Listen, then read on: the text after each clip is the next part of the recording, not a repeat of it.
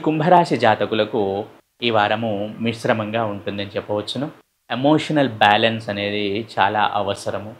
లేకుంటే అనవసరమైన తలనొప్పులు ఎదుర్కోవాల్సి ఉంటుంది.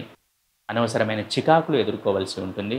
సాధ్యమైనంతగా ఎమోషనల్ బ్యాలెన్స్ మెయింటైన్ చేయండి. మౌనంగా ఉండే ప్రయత్నం చేయండి. ఆరోగ్యం దెబ్బతినే అవకాశం ఉంది. కాబట్టి కొంచెం జాగ్రత్తగా ఉండండి. మానసిక ఆరోగ్యం చాలా ముఖ్యం ఈ కుంభరాశి జాతకులకు.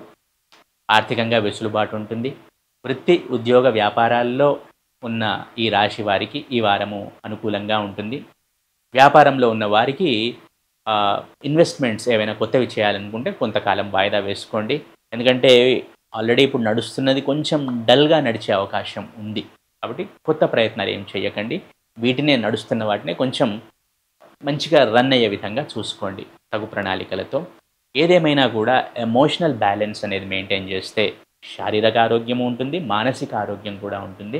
ప్రశాంతంగా గడపగలుగుతారు. ఇది కుంభరాశి వారికి ముఖ్య సూచన.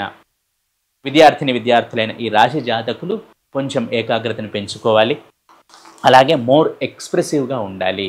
తాము చదువుకున్నది లేక తాము నేర్చుకున్నది అవి సరైన సమయంలో ఎక్స్‌ప్రెస్ చేయగలగాలి, రాయగలగాలి, ప్రెజెంట్ చేయగలగాలి. ఈ విషయాన్ని మీరు దృష్టిలో ఉంచుకోండి. మిగిలిన అన్ని విషయాలు చక్కగా ఉన్నాయి.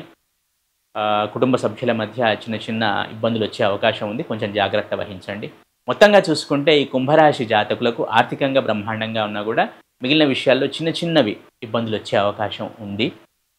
కాబట్టి ముందు జాగ్రత్తగా ఉండండి. వీటన్నింటి నుండి బయటపడవచ్చును. కుంభరాశి జాతకులు ఈ వారము అమ్మవారి ఆరాధన చేయటం ద్వారా సత్ఫలితాలను పొందుతారు. ఏ అమ్మవారైనా కావచ్చు, ఎనీ ఫార్మ్ ఆఫ్ గాడెస్.